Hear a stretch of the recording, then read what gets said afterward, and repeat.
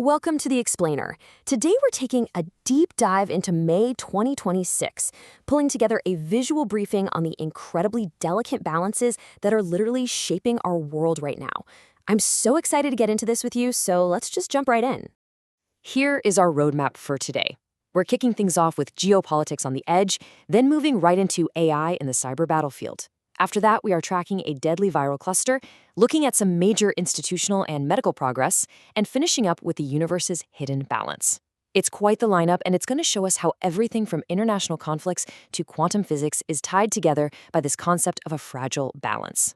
Starting with Section 1, Geopolitics on the Edge, focusing on the fragile balance of peace. We're looking at the macro level here, specifically the stalled diplomatic efforts in the Middle East. The breakdown of peace in this region has been astonishingly fast, and the stakes? Absolutely massive. Remember the outbreak of war back in late February, which shut down the Strait of Hormuz and basically bottlenecked global shipping? Well, fast forward a few months to May 10th. There was this glimmer of hope when Pakistani mediators brought a ceasefire response from Iran to the table.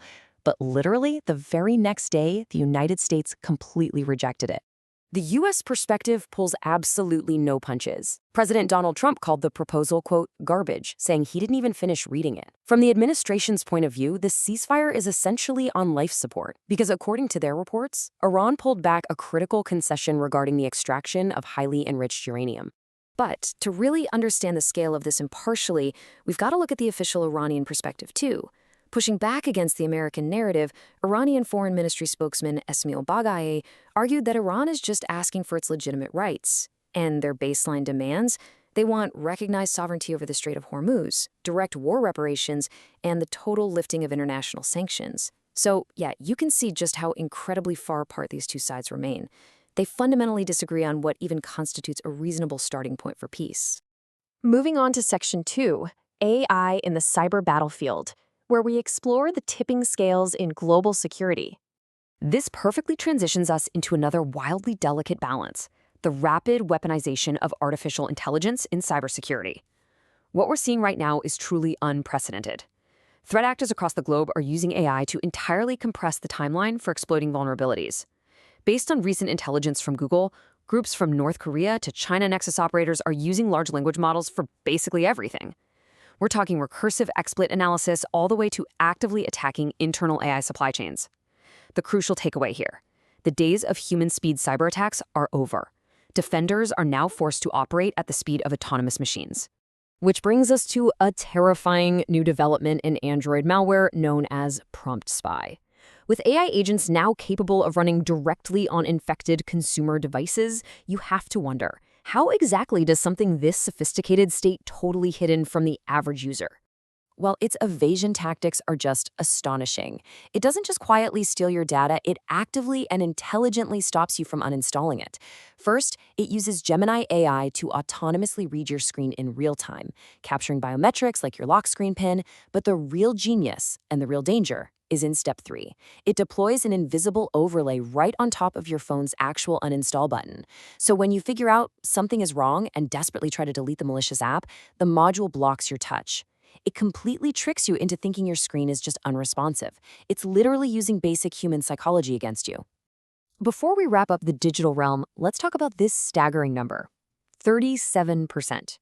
Accuracy on high-risk medical benchmarks plummets from nearly 84% all the way down to 37% when developers illicitly use what are called shadow APIs. Essentially, a shadow API is a proxy server used to secretly bypass regional AI restrictions. When software developers take these backdoor shortcuts, they expose their applications to massive model substitution and severe safety risks. They're turning theoretically helpful AI tools into incredibly dangerous liabilities. Now for Section 3, tracking a deadly viral cluster, the fragility of human health. We're zooming all the way from malicious code into microscopic biological threats. There is a rapidly developing situation regarding a rare infectious disease, and it starts with this number, 147. That's the exact number of passengers and crew currently stuck aboard a cruise ship moored off Cabo Verde.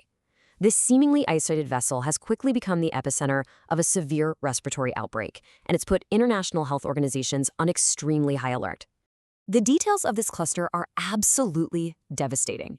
We're looking at a hantavirus outbreak. This is a rare zoonotic virus that carries up to a staggering 50% fatality rate in the Americas. It transmits through contact with rodent excreta and causes rapid cardiopulmonary syndrome. Right now, out of the 147 people on board, there are 7 cases and, tragically, 3 deaths.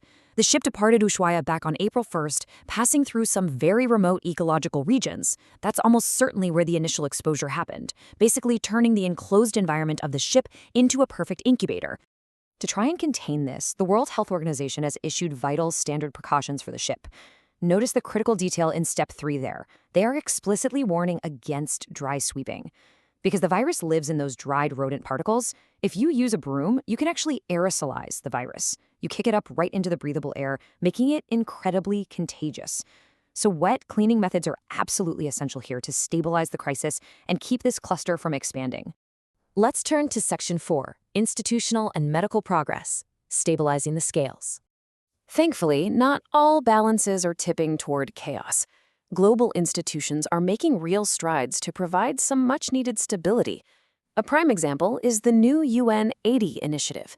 The UN Secretary-General recently praised a historic resolution specifically designed to slash through bureaucratic red tape and improve global governance.